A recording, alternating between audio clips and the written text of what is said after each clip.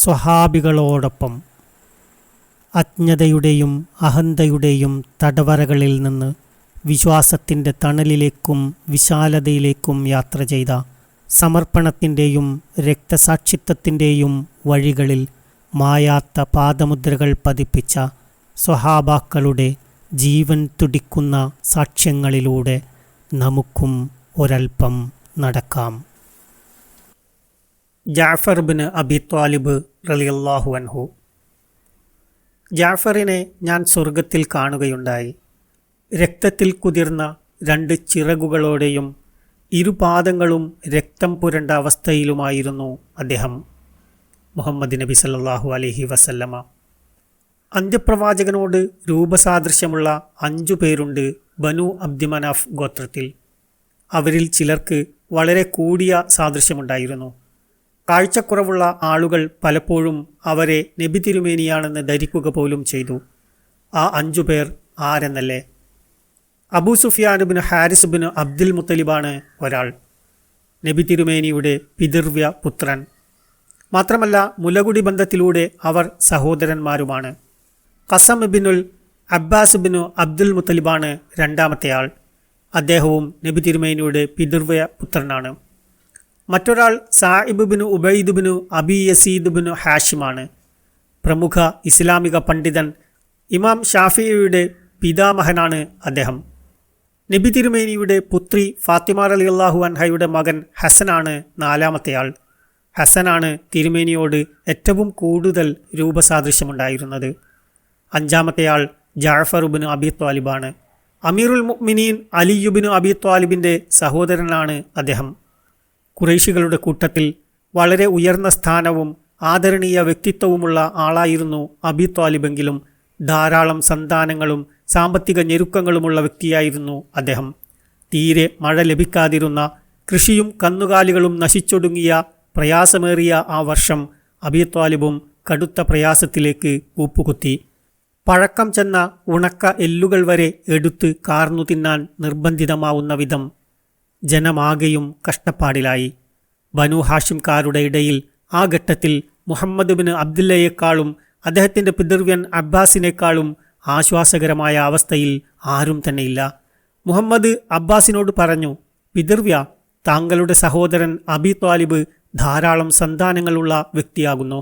വരൾച്ചയും വറുതിയും കാരണം ജനം താങ്കൾക്ക് കാണാനാവാത്ത വിധം വശം കെട്ടിരിക്കുകയാണ്. അതിനാൽ നമുക്ക് അദ്ദേഹത്തിൻ്റെ അടുക്കൽ പോയി അദ്ദേഹത്തിൻ്റെ സന്തതികളിൽ ചിലരെ നമ്മോടൊപ്പം കൂട്ടാം. അദ്ദേഹത്തിൻ്റെ മുതിർന്ന ആൺമക്കളിൽ ഒരാളെ ഞാൻ കൂടെ കൂട്ടാം, മറ്റൊരാളെ താങ്കളും കൂടെ കൂട്ടിക്കോളൂ. അവർ 2 പേർ മതിയാവും നമ്മുടെ സംരക്ഷണത്തിലിരിക്കാൻ. അതുകേട്ട് അബ്ബാസ് പറഞ്ഞു: താങ്കൾ ക്ഷണിക്കുന്നത് ഒരു നല്ല കാര്യത്തിനാണ്. പുണ്യമായ കാര്യം ചെയ്യാനാണ് താങ്കൾ എന്നെ പ്രേരിപ്പിക്കുന്നത്. അവരിരുവരും അബി ത്വാലിബിൻ്റെ അടുക്കൽ ചെന്ന് പറഞ്ഞു: ജനത്തെയാകെ പിടികൂടിയ പ്രയാസകരമായ ഈ അവസ്ഥ നീങ്ങുന്നതുവരെ താങ്കളുടെ മക്കളിൽ ചിലരെ ഞങ്ങൾ ഏറ്റെടുത്ത് താങ്കളുടെ ഭാരം കുറക്കാൻ ഉദ്ദേശിക്കുന്നു. അതുകേട്ട് അബി ത്വാലിബ് പറഞ്ഞു: നിങ്ങളിരുവരും അഖീലിനെ എൻ്റെ കൂടെ വിട്ടേക്കുമെങ്കിൽ നിങ്ങൾ ഉദ്ദേശിച്ച വിധം ചെയ്തു കൊള്ളുക. അങ്ങനെ അലിയെ മുഹമ്മദ് കൂടെ കൊണ്ടുപോയി, അബ്ബാസ് ജഅഫറിനെയും. അലി മുഹമ്മദിനൊപ്പം താമസം തുടങ്ങിയ ഘട്ടത്തിലാണ് അള്ളാഹു മുഹമ്മദിനെ സത്യമതവും സന്മാർഗവും ജനങ്ങൾക്കെത്തിക്കാൻ പ്രവാചകനായി നിയോഗിച്ചത്. ചെറുപ്രായക്കാരുടെ കൂട്ടത്തിൽ ആദ്യമായി മുഹമ്മദിനെ പ്രവാചകനായി അംഗീകരിച്ച് വിശ്വാസം ഉൾക്കൊള്ളാൻ തയ്യാറായത് അലി ഇബ്നു അബി ത്വാലിബാണ്. എന്നാൽ ജഅഫർ വളർന്ന് യുവാവാവുന്നതുവരെ പിതൃവ്യൻ അബ്ബാസിനോടൊപ്പം തന്നെ കഴിഞ്ഞു. വളർന്നു യുവാവായ ശേഷമാണ് അദ്ദേഹം ഇസ്ലാം സ്വീകരിച്ചതും പിതൃവ്യ സംരക്ഷണം ആവശ്യമില്ലാത്ത വിധം സ്വതന്ത്രനായതും.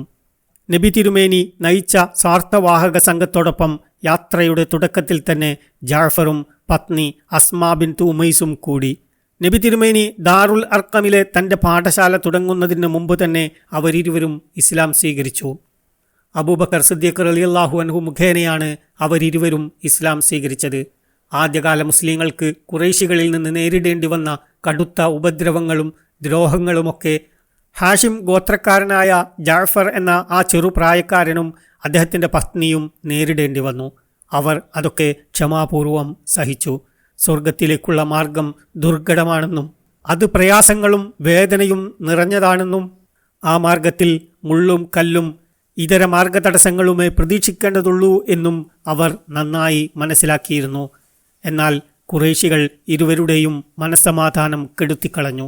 ഇസ്ലാമിൻ്റെ ചിഹ്നങ്ങൾ ഉയർത്തിപ്പിടിക്കുന്നതിലും ആരാധനാകർമ്മങ്ങൾ മനസാന്നിധ്യത്തോടെയും അനുഭൂതിയോടെയും നിർവഹിക്കുന്നതിലും നിന്ന് അവരെ തടയുകയും അവരുടെ കർമ്മങ്ങൾക്ക് വിഘ്നം വരുത്തുകയും ചെയ്തു. നിരന്തരമായ ഇത്തരം ശല്യങ്ങൾ അവരെ ഏറെ വേദനിപ്പിച്ചു. അവരെ വകവരുത്താനായി ഓരോ വഴിയിലും പതിയിരുന്നു സമയം കുറിച്ചു ഖുറൈശികൾ. ആ ഘട്ടത്തിലാണ് തൻ്റെ ഭാര്യയെയും സ്വഹാബികളിൽപ്പെട്ട ഒരു സംഘത്തെയും കൂട്ടി എത്യോപ്യയിലേക്ക് പലായനം ചെയ്യാൻ അനുമതി തേടി ജാഫർ ഇബ്നു അബി ത്വാലിബ് നബി തിരുമേനിയെ സമീപിക്കുന്നത്. അങ്ങേയറ്റത്തെ വേദനയോടെയെങ്കിലും നബി തിരുമേനി അദ്ദേഹത്തെ അതിനനുവദിച്ചു. വിശുദ്ധമായ ജീവിത രീതി അവലംബിച്ചിരുന്ന പുണ്യകർമ്മങ്ങളിൽ മുന്നിട്ടു നിന്നിരുന്ന ആ സംഘം സ്വന്തം ഭവനങ്ങളെ വിട്ടുപിരിഞ്ഞ് പോവേണ്ടി വന്നത് വേദനാജനകമായിരുന്നുവെങ്കിലും നബി തിരുമേനി അതിൽ അഭിമാനം കൊണ്ടു. ഞങ്ങളുടെ രക്ഷിതാവ് അള്ളാഹുവാണ് എന്ന് പ്രഖ്യാപിച്ചതിൻ്റെ പേരിൽ മാത്രമാണ് തങ്ങളുടെ ബാല്യം ചെലവഴിക്കുകയും കളിച്ചു വളരുകയും ചെയ്ത തങ്ങൾ വളർന്നു യുവാക്കളാവാൻ വേദിയായ ഭവനം വിട്ടേച്ചു പോവാൻ അവർ നിർബന്ധിതരായത്. ഖുറൈശികളുടെ ഉപദ്രവങ്ങളിൽ നിന്നും പീഡനങ്ങളിൽ നിന്നും അവരെ പ്രതിരോധിക്കാൻ നബി തിരുമേനിക്ക് ശക്തിയോ സാഹചര്യങ്ങളോ അന്ന് ഉണ്ടായിരുന്നുമില്ല. മുഹാജിറുകളുടെ ആദ്യ സംഘം എത്യോപ്യയിലേക്ക് പുറപ്പെട്ടു. ജാഫർ ഇബ്നു അബി ത്വാലിബായിരുന്നു നേതാവ്. സുഹൃതവാനും നീതിമാനുമായ നജ്ജാശി രാജാവിൻ്റെ സംരക്ഷണത്തിൽ അവർ ആശ്വാസപൂർവം താമസമാക്കുകയും ചെയ്തു. ഇസ്ലാം സ്വീകരിച്ചതിന് ശേഷം ആദ്യമായാണവർ സുരക്ഷിതത്വം എന്താണെന്ന് രുചിച്ചറിയുന്നത്. ശല്യം ചെയ്യപ്പെടാതെയും സ്വസ്ഥമായും ആരാധനാകർമ്മങ്ങളിൽ മനസാന്നിധ്യത്തോടെ ഏർപ്പെടാൻ അവർക്ക് കഴിഞ്ഞു. ആരാധനകളിൽ ഏർപ്പെടുമ്പോൾ അവർ അനുഭവിച്ചിരുന്ന ആനന്ദത്തിന് ഭംഗം വരുത്തുന്ന യാതൊരുവിധ ശല്യവും അവർക്കവിടെ ഉണ്ടായില്ല. എന്നാൽ മുസ്ലിങ്ങളുടെ ആ സംഘം എത്യോപ്യയിലേക്കാണ് പലായനം ചെയ്തിരിക്കുന്നതെന്നറിയേണ്ട താമസം ഖുറൈശികൾക്കത് അസഹ്യമായി. എത്യോപ്യയിലെ രാജാവിൻ്റെ അടുക്കൽ അദ്ദേഹത്തിൻ്റെ സംരക്ഷണത്തിന് കീഴിൽ മുസ്ലിങ്ങൾ തങ്ങളുടെ മതവിശ്വാസത്തിൻ്റെ കാര്യത്തിൽ സുരക്ഷിതരും സംതൃപ്തരുമാണെന്നറിഞ്ഞ് അവർ വിറളി പൂണ്ടു. ഒന്നുകിൽ അവരെ എല്ലാവരെയും കൊന്നുകളയുക, അല്ലെങ്കിൽ അവരെ മക്കയിലെ മഹാകാരാഗ്രഹത്തിലേക്ക് തിരികെ കൊണ്ടുവരിക. രണ്ടിലൊന്ന് ചെയ്തേ പറ്റൂ, അവർ തീരുമാനിച്ചു. ആ സംഭവങ്ങൾ ഉമ്മു സലമ വിവരിക്കുന്നു. എത്യോപ്യയിലെത്തിയപ്പോൾ ഞങ്ങളവിടെ കണ്ടത് വളരെ നല്ല അയൽക്കാരെയും ആതിഥേയരെയുമാണ്. നമ്മുടെ മതത്തിൻ്റെ കാര്യത്തിൽ വളരെയേറെ സുരക്ഷിതത്വം അനുഭവപ്പെട്ടു. ഒരു വിധത്തിലുമുള്ള ശല്യമോ തെറിവിളിയോ അനുഭവിക്കാതെ ഞങ്ങൾക്ക് ഞങ്ങളുടെ രക്ഷിതാവായ അള്ളാഹുവിനുള്ള ആരാധനാകർമ്മങ്ങളിൽ ഏർപ്പെടാൻ കഴിഞ്ഞു. ഈ വിവരം അറിയാൻ കഴിഞ്ഞപ്പോൾ ഖുറൈശികൾ കൂടിയാലോചിച്ച് നജ്ജാശി രാജാവിൻ്റെ അടുക്കലേക്ക് അവരുടെ കൂട്ടത്തിലെ ശക്തരായ രണ്ടുപേരെ അയക്കാൻ തീരുമാനിച്ചു. അംർ ഇബ്നുൽ ആസും അബ്ദുല്ലാഹിബ്നു അബി റബീഅയുമാണ് അവർ തെരഞ്ഞെടുത്ത രണ്ടുപേർ. നജ്ജാശി രാജാവിനും അവരുടെ ഉപദേശകരായ ക്രൈസ്തവ പുരോഹിതന്മാർക്കും കാഴ്ചവെക്കാൻ ഹിജാസ് പ്രദേശത്ത് നിന്ന് ലഭിക്കാവുന്നതിൽ ഏറ്റവും മുന്തിയ ധാരാളം സമ്മാനങ്ങളും ഇരുവരുടെയും പക്കൽ അവർ കൊടുത്തയച്ചു. അവരുടെ ആഗമനോദ്ദേശം രാജാവിനോട് വെളിപ്പെടുത്തുന്നതിന് മുമ്പ് തന്നെ അദ്ദേഹത്തിൻ്റെ ഉപദേഷ്ടാക്കളായ പുരോഹിതന്മാരിൽ ഓരോരുത്തർക്കും സമ്മാനങ്ങൾ നൽകണമെന്ന് ഖുറൈശികൾ അവരെ ഉപദേശിച്ചു. നിശ്ചയിച്ച പ്രകാരം എത്യോപ്യയിലെത്തിയ അവർ നജ്ജാശി രാജാവിൻ്റെ ഉപദേഷ്ടാക്കളായ പുരോഹിതന്മാരെ നേരിൽ കാണുകയും അവർക്ക് വിശിഷ്ടങ്ങളായ സമ്മാനങ്ങൾ കൈമാറുകയും ചെയ്തു. ഒരാളെയും അവർ വിട്ടുകളഞ്ഞില്ല. സമ്മാനങ്ങളെല്ലാം ഏൽപ്പിച്ച ശേഷം ഇരുവരും ഇങ്ങനെ ബോധിപ്പിച്ചു: ഞങ്ങളുടെ കൂട്ടത്തിൽപ്പെട്ട ബുദ്ധിശൂന്യരായ ഏതാനും ചെറുപ്പക്കാർ രാജാവിൻ്റെ ഭൂമിയിൽ കാലുകുത്തിയതായി ഞങ്ങൾ അറിഞ്ഞു. അവരെല്ലാം ഞങ്ങളുടെ പിതാക്കന്മാരുടെയും പ്രപിതാക്കന്മാരുടെയും മതത്തിൽ നിന്ന് പുറത്തുപോയിരിക്കുന്നു. ജനതയുടെ ഐക്യത്തിനും യോജിപ്പിനുമൊക്കെ തുരങ്കം വെച്ച് ഭിന്നിപ്പുണ്ടാക്കിയവരാണ് അവർ. അതിനാൽ ഞങ്ങൾ ഇക്കാര്യത്തിൽ രാജാവിനെ കണ്ട് സംസാരിക്കാൻ പോവുകയാണ്. ആ സന്ദർഭത്തിൽ ആ ആളുകളോട് അവരുടെ മതകാര്യങ്ങളെക്കുറിച്ചൊന്നും ചോദിക്കാതെ തന്നെ അവരെ ഞങ്ങൾക്ക് വിട്ടുതരാൻ അദ്ദേഹത്തോട് നിങ്ങൾ ആവശ്യപ്പെടണം. ആ ആളുകളെക്കുറിച്ചും അവരുടെ വിശ്വാസകാര്യങ്ങളെക്കുറിച്ചുമെല്ലാം നന്നായി അറിവുള്ളത് നാട്ടുപ്രമാണിമാർക്ക് തന്നെയാണല്ലോ. പുരോഹിതന്മാർ അപ്രകാരം ചെയ്യാമെന്ന് സമ്മതിച്ചു. ഉമ്മു സലമ തുടരുന്നു: അമ്രും കൂട്ടുകാരനും ആ ഘട്ടത്തിൽ ഏറ്റവും വെറുത്ത കാര്യം നജ്ജാശി രാജാവ് ഞങ്ങളിൽ ആരെയെങ്കിലും വിളിച്ച് ഞങ്ങളുടെ സംസാരം കേൾക്കാൻ ഇടവരുക എന്നതായിരുന്നു. അവരിരുവരും നജ്ജാശി രാജാവിനെ സമീപിച്ചു. തങ്ങൾ കൊണ്ടുവന്ന മുന്തിയ ഇനം സമ്മാനങ്ങൾ അദ്ദേഹത്തിന് കാഴ്ചവെച്ചു. വിശിഷ്ടമായ ആ സമ്മാനങ്ങൾ രാജാവിനെ ആശ്ചര്യപ്പെടുത്തുക തന്നെ ചെയ്തു. രാജാവിനോട് അവരുണർത്തി: മഹാരാജാവേ, ഞങ്ങളുടെ സമൂഹത്തിൽപ്പെട്ട ബുദ്ധിശൂന്യരായ ഏതാനും ചെറുപ്പക്കാർ അങ്ങയുടെ രാജ്യത്ത് അഭയം തേടിയെത്തിയിട്ടുണ്ട്.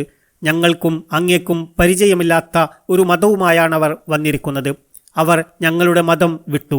താങ്കളുടെ മതത്തിലാണെങ്കിൽ അവർ ചേർന്നിട്ടുമില്ല. അവരുടെ പിതാക്കന്മാരും പിതൃവ്യന്മാരും അടുത്ത ബന്ധുക്കളും ഉൾപ്പെടെയുള്ള പ്രമാണിമാരാണ് അവരെ സ്വന്തം നാട്ടിലേക്ക് തന്നെ തിരിച്ചയക്കണമെന്ന് താങ്കളോട് അഭ്യർത്ഥിക്കാൻ ഞങ്ങളെ ചുമതലപ്പെടുത്തിയത്. ഈ ആളുകൾ എന്തെല്ലാം കുഴപ്പങ്ങളാണ് നാട്ടിൽ ഉണ്ടാക്കിയതെന്ന് ഏറ്റവും നന്നായി അറിയുക ആ പ്രമാണിമാർക്ക് തന്നെയാണല്ലോ. അവരുടെ വാക്കുകേട്ട് നജ്ജാശി രാജാവ് തൻ്റെ ഉപദേഷ്ടാക്കളായ പുരോഹിതന്മാരുടെ നേരെ നോക്കി. അവർ പറഞ്ഞു, മഹാരാജാവേ, അവർ പറഞ്ഞത് ശരിയാണ്. അവരെക്കുറിച്ചും അവരെന്തെല്ലാമാണ് ചെയ്തു കൂട്ടിയത് എന്നതിനെക്കുറിച്ചും നന്നായി അറിയുക സ്വന്തം നാട്ടുകാർക്ക് തന്നെയാണ്. അതിനാൽ നമുക്കവരെ തിരിച്ചയക്കാം. അവരുടെ കാര്യത്തിൽ എന്താണ് ചെയ്യേണ്ടത് എന്ന് അവർ തന്നെ തീരുമാനിക്കട്ടെ. പുരോഹിതന്മാരുടെ സംസാരം കേട്ട് നജ്ജാശി രാജാവിന് കടുത്ത ദേഷ്യം വന്നു. അദ്ദേഹം പറഞ്ഞു, അല്ലാഹുവാണേ, അത് സാധ്യമല്ല. പലായനം ചെയ്തെത്തിയ ഈ ആളുകളെ വിളിപ്പിച്ച് അവരുടെ മേൽ ഉന്നയിച്ച ആരോപണങ്ങളിൽ അവർക്ക് പറയാനുള്ളത് ആരായും മുമ്പ് അവരെ ആർക്കും ഏൽപ്പിച്ചു കൊടുക്കാൻ നാം ഒരുക്കമല്ല. മക്കയിൽ നിന്നെത്തിയ ഈ രണ്ടാളുകളും പറയും പ്രകാരമാണ് അവരുടെ കാര്യമെങ്കിൽ ഞാൻ അവരെ ഇവരുടെ കൈകളിൽ ഏൽപ്പിക്കുന്നതാണ്. മറിച്ചാണ് സത്യമെങ്കിൽ അവരെ ഞാൻ സംരക്ഷിക്കുക തന്നെ ചെയ്യും. എൻ്റെ അധീനതയിൽ അവർ താമസിക്കുന്ന കാലം ഞാൻ അവർക്കു വേണ്ട സഹായങ്ങളെല്ലാം ചെയ്തു കൊടുക്കും. ഉമ്മുസലമ തുടരുന്നു. ഞങ്ങളെ വിളിക്കാനായി നജ്ജാശി രാജാവ് ആളെ വിട്ടു. അങ്ങനെ രാജാവിനെ കാണാൻ പുറപ്പെടുന്നതിനു മുമ്പായി ഞങ്ങളെല്ലാവരും ഒത്തുകൂടി കൂടിയാലോചന നടത്തി. ഞങ്ങളിൽ ചിലർ പറഞ്ഞു, തീർച്ചയായും നജ്ജാശി രാജാവ് നിങ്ങളുടെ മതത്തെക്കുറിച്ച് ചോദിക്കുക തന്നെ ചെയ്യും. അപ്പോൾ നിങ്ങൾ വിശ്വസിക്കുന്ന കാര്യങ്ങൾ അദ്ദേഹത്തോട് തുറന്നു പറഞ്ഞേക്കുക. നിങ്ങളെല്ലാവർക്കുമായി ജഅഫർ ഇബ്നു അബീ ത്വാലിബ് സംസാരിക്കട്ടെ. വേറെ ആരും ഒന്നും സംസാരിക്കേണ്ടതില്ല. ഞങ്ങൾ നജ്ജാശി രാജാവിൻ്റെ മുന്നിലെത്തി. അദ്ദേഹം ഉപദേശകരായ പുരോഹിതന്മാരെയെല്ലാം വിളിച്ചു വരുത്തിയിട്ടുണ്ടായിരുന്നു. നീളം കൂടിയ പച്ച ഷാളുകളും തൊപ്പികളും ധരിച്ച അവർ രാജാവിൻ്റെ ഇടതും വലതും ഭാഗങ്ങളിലാണ് ഇരിക്കുന്നത്. മുന്നിൽ തങ്ങളുടെ മതഗ്രന്ഥങ്ങളും അവർ നിവർത്തിവെച്ചിരുന്നു. മക്കയിൽ നിന്നെത്തിയ ഖുറൈശി പ്രതിനിധികളായ അംർ ഇബ്നുൽ ആസും അബ്ദുല്ലാഹിബ്നു അബി റബീഅയും രാജസന്നിധിയിൽ തന്നെയുണ്ട്. എല്ലാവരും ഇരുന്നു കഴിഞ്ഞപ്പോൾ നജ്ജാശി രാജാവ് ഞങ്ങളുടെ നേരെ തിരിഞ്ഞു ചോദിച്ചു, നിങ്ങൾ നിങ്ങളുടെ നാട്ടുകാരുടെ പൂർവിക മതം ഉപേക്ഷിച്ചു. എൻ്റെ മതത്തിൽ നിങ്ങൾ പ്രവേശിച്ചിട്ടുമില്ല. എന്നല്ല, അറിയപ്പെടുന്ന ഒരു മതത്തിലും നിങ്ങൾ പ്രവേശിച്ചിട്ടില്ല. പകരം നിങ്ങൾ പുതിയതായി ഒരു മതം കൊണ്ടുവന്നിരിക്കുകയാണല്ലോ. എന്താണ് ഈ മതത്തിൻ്റെ പ്രത്യേകത? അപ്പോൾ ജഅഫർ ഇബ്നു അബീ ത്വാലിബ് മുന്നോട്ട് വന്ന് പറഞ്ഞു, മഹാരാജാവേ, അന്ധകാരത്തിലാണ്ട ഒരു ജനതയായിരുന്നു ഞങ്ങൾ. വിഗ്രഹങ്ങളെ പൂജിക്കുകയും ശവം തിന്നുകയും ചെയ്യുമായിരുന്നു ഞങ്ങൾ. മ്ലേച്ഛകൃത്യങ്ങളിൽ ഏർപ്പെടുകയും കുടുംബ ബന്ധങ്ങൾ മുറിക്കുകയും ചെയ്യുമായിരുന്നു ഞങ്ങൾ. അയൽവാസികൾക്ക് ഉപദ്രവങ്ങൾ ചെയ്യുന്നതിന് ഞങ്ങളൊരു മടിയും കാണിക്കാറുണ്ടായിരുന്നില്ല. ഞങ്ങളുടെ കൂട്ടത്തിലെ ശക്തർ ദുർബലരെ ചൂഷണം ചെയ്ത് അവരുടെ അവകാശങ്ങൾ കവർന്നെടുക്കുമായിരുന്നു. ആ അവസ്ഥയിലാണ് ഞങ്ങളിൽ തന്നെയുള്ള ഒരാളെ അള്ളാഹു ഞങ്ങളിലേക്കുള്ള ദൂതനായി നിയോഗിക്കുന്നത്. അദ്ദേഹത്തിൻ്റെ കുടുംബ പാരമ്പര്യവും പൈതൃകവും എന്താണെന്ന് ഞങ്ങൾക്ക് നന്നായി അറിയാം. അദ്ദേഹത്തിൻ്റെ സത്യസന്ധതയും വിശ്വാസയോഗ്യതയും ഇതര ഗുണങ്ങളുമൊക്കെ ഞങ്ങൾ നന്നായി അനുഭവിച്ചറിഞ്ഞതുമാണ്. അദ്ദേഹം ഞങ്ങളെ അള്ളാഹുവിൻ്റെ മാർഗത്തിലേക്ക് വിളിച്ചു. അള്ളാഹുവിനെ മാത്രം ആരാധിക്കാനും നാമും നമ്മുടെ പിതാക്കന്മാരും ആരാധിച്ച കല്ലുകളെയും വിഗ്രഹങ്ങളെയും ഒക്കെ ഉപേക്ഷിച്ച് അള്ളാഹുവിന് പൂർണ്ണമായി വഴിപ്പെടാനും അദ്ദേഹം ഞങ്ങളോട് ആവശ്യപ്പെട്ടു. സംസാരം സത്യസന്ധമാക്കാനും വിശ്വസിച്ചേൽപ്പിച്ച കാര്യങ്ങൾ സത്യസന്ധമായി നിറവേറ്റാനും കുടുംബബന്ധം നിലനിർത്താനും അയൽവാസികളോട് നന്മ ചെയ്യാനും നിഷിദ്ധങ്ങളിൽ നിന്നും രക്തം ചിന്തുന്നതിൽ നിന്നും വിട്ടുനിൽക്കാനും മ്ലേച്ഛകൃത്യങ്ങളും ചീത്തവർത്തമാനങ്ങളും കള്ളസാക്ഷ്യം പറയലും വെടിയാനും അദ്ദേഹം ഞങ്ങളോട് കൽപ്പിച്ചു. അനാഥകളുടെ മുതൽ കവർന്നു തിന്നുന്നതിനെതിരെയും പതിവ്രതകളായ സ്ത്രീകളെപ്പറ്റി അപവാദം പറയുന്നതിനെതിരെയും അദ്ദേഹം ഞങ്ങളെ താക്കീത് ചെയ്തു. അള്ളാഹുവിനെ മാത്രം ആരാധിക്കാനും അവനിൽ മറ്റൊരാളെയും പങ്കുചേർക്കാതിരിക്കാനും നമസ്കാരം മുറ തെറ്റാതെ നിർവഹിക്കാനും സക്കാത്ത് നൽകാനും റമളാനിൽ വ്രതമനുഷ്ഠിക്കാനും അദ്ദേഹം ഞങ്ങളോട് ആവശ്യപ്പെട്ടു. അങ്ങനെ ഞങ്ങൾ അദ്ദേഹത്തെ സത്യപ്പെടുത്തുകയും അദ്ദേഹത്തിൽ വിശ്വസിക്കുകയും അദ്ദേഹത്തിൻ്റെ അടുക്കൽ നിന്ന് അദ്ദേഹത്തിന് വന്നു കിട്ടിയ മുഴുവൻ കാര്യങ്ങളിലും അദ്ദേഹത്തെ പിൻപറ്റുകയും ചെയ്തു. അദ്ദേഹം അനുവദനീയമായി കാണിച്ചു തന്ന കാര്യങ്ങൾ ഞങ്ങൾ അനുവദനീയമായി കണക്കാക്കുന്നു. നിഷിദ്ധമാണെന്ന് പഠിപ്പിച്ച കാര്യങ്ങൾ നിഷിദ്ധമായി കണക്കാക്കി വർജിക്കുകയും ചെയ്യുന്നു. ഇക്കാരണങ്ങളാലെല്ലാം ഞങ്ങളുടെ നാട്ടുകാർ ഞങ്ങളോട് ശത്രുത കാണിക്കുകയാണ്. രാജാവേ, അവർ ഞങ്ങളെ കഠിനമായി പീഡിപ്പിക്കുന്നു. ഞങ്ങളുടെ മതം ഉപേക്ഷിച്ച് വിഗ്രഹങ്ങളെ ആരാധിക്കുന്നതിലേക്ക് ഞങ്ങൾ തിരിച്ചു പോവാൻ വേണ്ടിയാണവർ ഇതൊക്കെ ചെയ്യുന്നത്.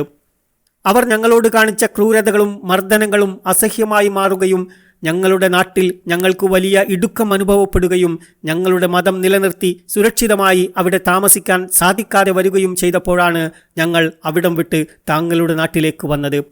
താങ്കളിൽ നിന്ന് നല്ല പെരുമാറ്റമുണ്ടാവുമെന്നും താങ്കളുടെ അടുക്കൽ ഞങ്ങൾ ഒരിക്കലും മർദ്ദിക്കപ്പെടുകയോ പീഡിപ്പിക്കപ്പെടുകയോ ചെയ്യുകയില്ലെന്നുമാണ് ഞങ്ങളുടെ പ്രതീക്ഷ. ഉമ്മു സലമ തുടരുന്നു. ജാഫറിന്റെ സംസാരം ശ്രദ്ധിച്ചു കേട്ട നജ്ജാശി രാജാവ് ജാഫറിന് നേരെ തിരിഞ്ഞ് ചോദിച്ചു, നിങ്ങളുടെ പ്രവാചകൻ അള്ളാഹുവിൽ നിന്ന് കൊണ്ടുവന്ന വല്ലതും നിങ്ങളുടെ കൈവശമുണ്ടോ? അതെ, ഞങ്ങളുടെ കൈവശമുണ്ട്. എങ്കിൽ അതൊന്ന് കേൾക്കട്ടെ. ജാഫർ ഇബ്നു അബീ ത്വാലിബ് വിശുദ്ധ ഖുർആനിലെ മറിയം അധ്യായത്തിലെ ആദ്യ ഭാഗം മുഴുവനായും അദ്ദേഹത്തെ ഓതിക്കേൾപ്പിച്ചു. നിന്റെ രക്ഷിതാവ് തൻ്റെ ദാസനായ സക്കരിയക്ക് ചെയ്ത അനുഗ്രഹത്തെ സംബന്ധിച്ച വിവരണമാണിത്. അദ്ദേഹം തൻ്റെ രക്ഷിതാവിനെ പതുക്കെ വിളിച്ചു പ്രാർത്ഥിച്ച സന്ദർഭം. അദ്ദേഹം പറഞ്ഞു, എൻ്റെ രക്ഷിതാവേ, എൻ്റെ എല്ലുകൾ ബലഹീനമായി, തലയാണെങ്കിൽ നരച്ച് തിളങ്ങുന്നതുമായി. എൻ്റെ രക്ഷിതാവേ, നിന്നോട് പ്രാർത്ഥിച്ചിട്ട് ഞാൻ ഭാഗ്യം കെട്ടവനായിട്ടില്ല. വിശുദ്ധ ഖുർആൻ 19 അധ്യായം 1 മുതൽ 4 വരെയുള്ള സൂക്തങ്ങൾ. ഖുർആൻ വാക്യങ്ങൾ ശ്രവിച്ച് നജ്ജാശി രാജാവ് കരഞ്ഞുപോയി. കണ്ണീർ തുള്ളികൾ അടർന്നു വീണ് അദ്ദേഹത്തിൻ്റെ താടി നനഞ്ഞു. അദ്ദേഹത്തിൻ്റെ ഇരുവശങ്ങളിലും ഇരുന്ന പുരോഹിതന്മാരും ആ വിശുദ്ധ ഖുർആൻ വാക്യങ്ങൾ കേട്ട് കരഞ്ഞുപോയി. മുന്നിൽ തുറന്നുവെച്ച ഗ്രന്ഥങ്ങൾ അവരുടെ കണ്ണുനീർ തുള്ളികൾ വീണ് കുതിർന്നു. അള്ളാഹുവിൻ്റെ സംഭാഷണം കേട്ട് അവരൊക്കെ സ്തബ്ധരാവുകയായിരുന്നു. തുടർന്ന് നജ്ജാശി രാജാവ് ഞങ്ങളോട് പറഞ്ഞു, നിങ്ങളുടെ പ്രവാചകൻ കൊണ്ടുവന്ന ഈ കാര്യങ്ങളും ഈ പ്രവാചകൻ കൊണ്ടുവന്ന കാര്യങ്ങളും ഒരേ പ്രകാശ സ്രോതസ്സിൽ നിന്നുത്ഭവിച്ചതാണ് തീർച്ച. അമ്രിൻ്റെയും കൂട്ടുകാരൻ്റെയും നേരെ തിരിഞ്ഞ് അദ്ദേഹം പറഞ്ഞു, നിങ്ങൾ രണ്ടുപേർക്കും തിരികെ പോകാം. അള്ളാഹുവാണ്, ഇവരെ ഞാൻ ഒരിക്കലും നിങ്ങൾക്ക് വിട്ടുതരില്ല. നജ്ജാശിയുടെ അടുക്കൽ നിന്ന് ഞങ്ങൾ പുറത്തു കടന്നപ്പോൾ അമ്ർ ഇബ്നുൽ ആസ് ഞങ്ങളെ ഭീഷണിപ്പെടുത്തുകയും അയാളുടെ കൂട്ടുകാരനോട് ഞങ്ങൾ കേൾക്കെ ഇങ്ങനെ പറയുകയും ചെയ്തു, അള്ളാഹുവാണ്, ഞാൻ വീണ്ടും വന്ന് രാജാവിനെ കാണും. ഇവരോട് അദ്ദേഹത്തിന് കഠിന വെറുപ്പുണ്ടാക്കാൻ പോകുന്ന ഒരു കാര്യം ഇവരെക്കുറിച്ച് അദ്ദേഹത്തോട് ഞാൻ പറയുക തന്നെ ചെയ്യും. അത് കേട്ടുകഴിഞ്ഞാൽ അദ്ദേഹത്തിൻ്റെ മനസ്സിൽ ഇവരോട് കടുത്ത ദേഷ്യം തിളച്ചു പൊങ്ങുക തന്നെ ചെയ്യും. അതോടെ ഇവരെ അദ്ദേഹം മുരടോടെ പിഴുതെറിയുകയും ചെയ്യും തീർച്ച. അതുകേട്ട് അബ്ദുല്ലാഹിബ്നു റബീഅ പറഞ്ഞു, നമ്മോട് എതിർപ്പിലാണെങ്കിലും അമ്രെ അത്രത്തോളമൊന്നും ചെയ്യേണ്ട. അവർ നമ്മുടെ അടുത്ത ബന്ധുക്കളല്ലേ. ഇക്കാര്യം നീ വിട്ടേക്ക്. അവരുടെ പാദങ്ങൾ വിറപ്പിക്കാൻ പോകുന്ന ഒരു കാര്യം ഞാൻ രാജാവിനോട് പറയുക തന്നെ ചെയ്യും. അള്ളാഹുവാണ്, ഞാൻ അദ്ദേഹത്തോട് ഇങ്ങനെ പറയും, തീർച്ചയായും മറിയമിൻ്റെ പുത്രൻ ഈസ ദൈവത്തിൻ്റെ ഒരടിമയാണെന്നാണ് ഇവർ അവകാശപ്പെടുന്നത്. പിറ്റേ ദിവസം അമ്ര് നജ്ജാശി രാജാവിൻ്റെ അടുക്കലേക്ക് വീണ്ടും പോയി അദ്ദേഹത്തോട് ഇങ്ങനെ പറഞ്ഞു, മഹാരാജാവേ, നിശ്ചയമായും താങ്കൾ അഭയം നൽകി സംരക്ഷിക്കുന്ന ഈ ആളുകൾ മറിയമിൻ്റെ പുത്രൻ ഈസയെക്കുറിച്ച് കടുപ്പമേറിയ കാര്യങ്ങളാണ് പറഞ്ഞു നടക്കുന്നത്. അവരെ വിളിച്ചു വരുത്തി ഈസായുടെ കാര്യത്തിൽ അവർക്കെന്താണ് പറയാനുള്ളതെന്ന് ചോദിച്ചു നോക്കൂ. ഉമ്മു സലമ വിവരണം തുടരുന്നു. ഇതറിഞ്ഞപ്പോൾ മുമ്പെങ്ങും അനുഭവിച്ചിട്ടില്ലാത്ത വിധം വിഷമവും വേവലാതിയുമാണ് ഞങ്ങൾക്ക് അനുഭവപ്പെട്ടത്. ഞങ്ങൾ പരസ്പരം കാര്യങ്ങൾ ചർച്ച ചെയ്തു. ഒരാൾ ചോദിച്ചു, രാജാവ് നിങ്ങളോട് മറിയമിൻ്റെ പുത്രൻ ഈസായെക്കുറിച്ച് ചോദിക്കുകയാണെങ്കിൽ എന്തു പറയാനാണ് നിങ്ങൾ ഉദ്ദേശിക്കുന്നത്? അപ്പോൾ ഞങ്ങൾ പറഞ്ഞു, ഇക്കാര്യത്തിൽ അള്ളാഹു പറഞ്ഞതെന്താണോ അതുതന്നെ നാമും പറയുക. നമ്മുടെ നബി ഇക്കാര്യത്തിൽ നമ്മെ പഠിപ്പിച്ചതെന്താണോ അതിൽ ഒരു വിരൽത്തുമ്പിൻ്റെ അളവ് പോലും നമ്മൾ വ്യത്യാസപ്പെടുത്തേണ്ടതില്ല. അതിൻ്റെ പേരിൽ എന്തെങ്കിലും സംഭവിക്കുന്നെങ്കിൽ സംഭവിക്കട്ടെ. ഞങ്ങളെ പ്രതിനിധീകരിച്ച് സംസാരിക്കാൻ ജാഫർ ഇബ്നു അബീ ത്വാലിബിനെ തന്നെ ഞങ്ങൾ ചുമതലപ്പെടുത്തി. പ്രതീക്ഷിച്ചതുപോലെ നജ്ജാശി രാജാവ് ഞങ്ങളെ വീണ്ടും വിളിപ്പിച്ചു. അവിടെ പഴയതുപോലെ തന്നെ അദ്ദേഹത്തിൻ്റെ ഇരുവശങ്ങളിലുമായി പുരോഹിതന്മാർ അവരുടെ വിശിഷ്ട വേഷത്തിൽ ഇരിക്കുന്നുണ്ടായിരുന്നു. അമ്ർ ഇബ്നുൽ ആസും അയാളുടെ കൂട്ടുകാരനും സന്നിഹിതരായിരുന്നു. ഞങ്ങൾ രാജാവിൻ്റെ മുന്നിലെത്തിയപ്പോൾ അദ്ദേഹം ചോദിച്ചു, മറിയമിൻ്റെ പുത്രൻ ഈസായുടെ കാര്യത്തിൽ നിങ്ങൾ പറയുന്നത് എന്താണ്? ജാഫർ ഇബ്നു അബീ ത്വാലിബ് മറുപടി പറഞ്ഞു, ഞങ്ങളുടെ നബി എന്തു കാര്യമാണോ ഈ വിഷയത്തിൽ കൊണ്ടുവന്നത് അതുമാത്രമാണ് ഞങ്ങൾ പറയുന്നത്. ഇക്കാര്യത്തിൽ അദ്ദേഹം എന്താണ് പറയുന്നത്?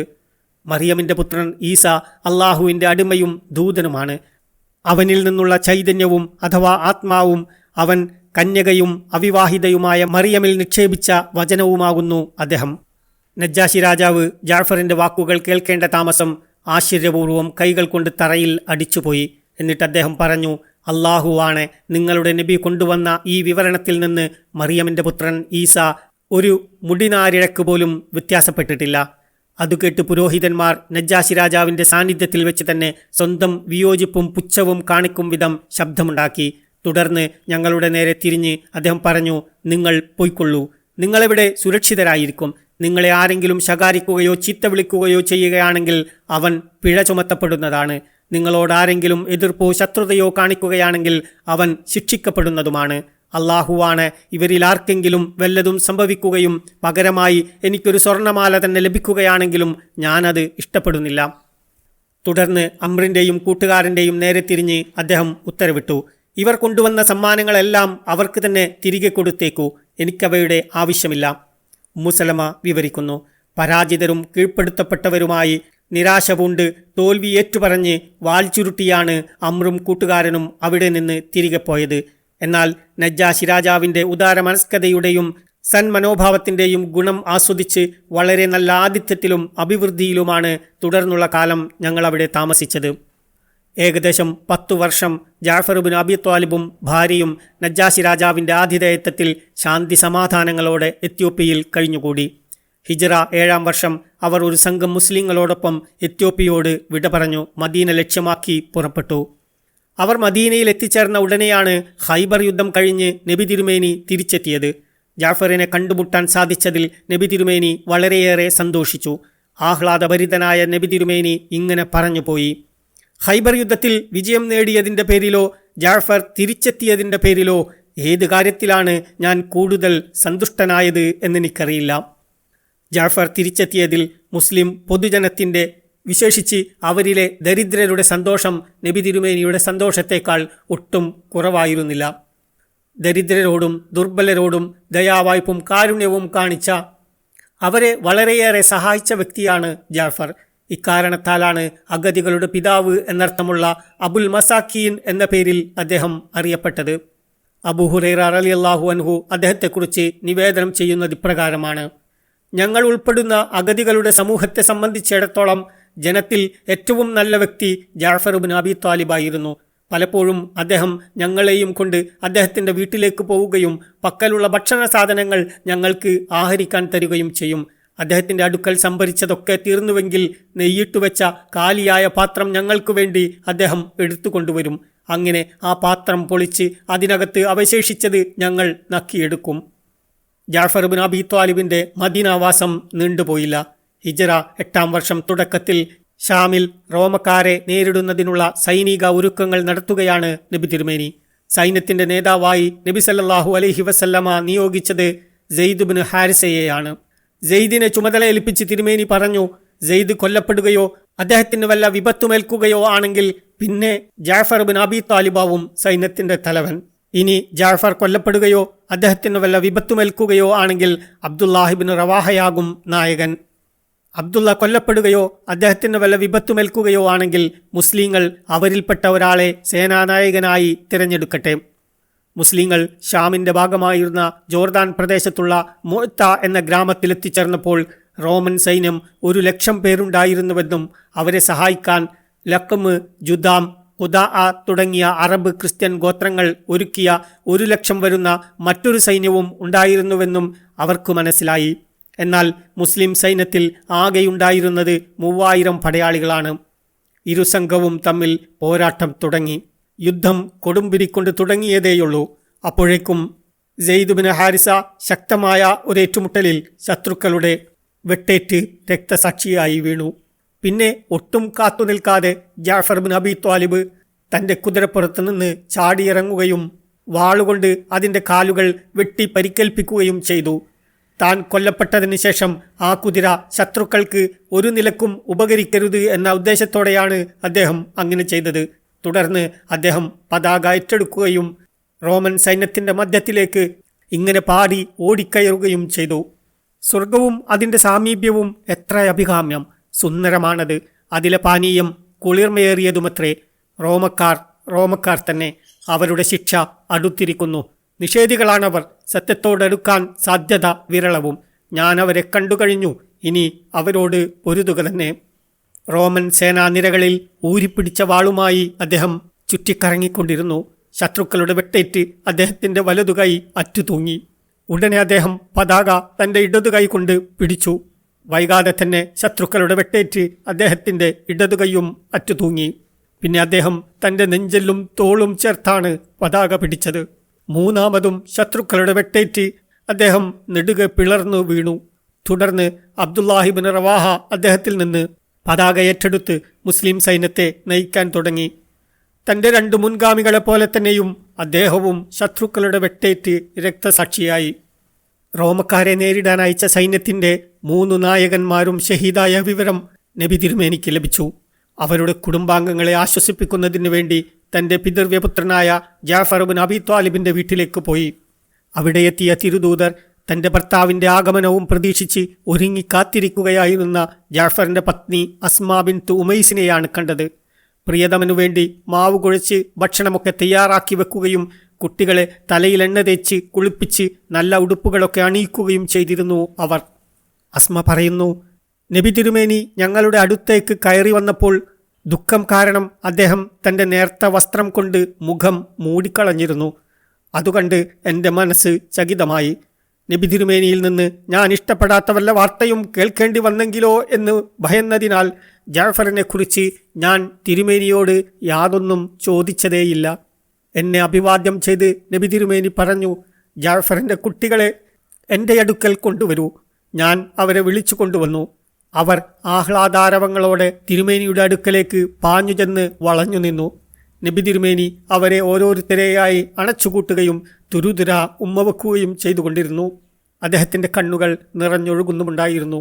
അതുകണ്ട് ഞാൻ ചോദിച്ചു, അള്ളാഹുവിൻ്റെ ദൂതരെ, എൻ്റെ പിതാവും മാതാവും താങ്കൾക്ക് ബലി. താങ്കളെ കരയിക്കുന്ന കാര്യം എന്താണ്? ജാഫറിനെയും അദ്ദേഹത്തിൻ്റെ 2 കൂട്ടുകാരെയും കുറിച്ച് വല്ല വിവരവും താങ്കൾക്ക് ലഭിച്ചുവോ? അതെ, അവർ 3 പേരും രക്തസാക്ഷികളായിരിക്കുന്നു. കുട്ടികളുടെ മുഖത്തുണ്ടായിരുന്ന പുഞ്ചിരി ഉമ്മയുടെ പൊട്ടിക്കരച്ചിലും തേങ്ങലും കേട്ട് എവിടെയോ മറഞ്ഞുപോയി. അവർ നിശ്ചലരായി നിന്നു. തങ്ങളുടെ ശിരസുകളിൽ ഒരു പക്ഷി വന്നിരിക്കുന്നു എന്ന പോലെ. കണ്ണുനീർ തുടച്ച് നടന്നു നീങ്ങുമ്പോൾ അദ്ദേഹം പ്രാർത്ഥിക്കുന്നുണ്ടായിരുന്നു, അള്ളാഹുവേ, ജാഫറിൻ്റെ മകനെ അദ്ദേഹത്തിൻ്റെ സദ്ഗുണങ്ങൾ അനന്തരമെടുക്കുന്നവനാക്കണമേ. അള്ളാഹുവേ, ജാഫറിൻ്റെ കുടുംബത്തെ അദ്ദേഹത്തിൻ്റെ സദ്ഗുണങ്ങൾ അനന്തരമെടുക്കുന്നവരാക്കണമേ. തുടർന്ന് അദ്ദേഹം പറഞ്ഞു, ജാഫറിനെ ഞാൻ സ്വർഗത്തിൽ കണ്ടു. രക്തത്തിൽ കുതിർന്ന 2 ചിറകുകളോടെയും ഇരുപാദങ്ങളും രക്തം പുരണ്ടു കിടക്കുന്ന അവസ്ഥയിലുമായിരുന്നു അദ്ദേഹം. നന്ദി.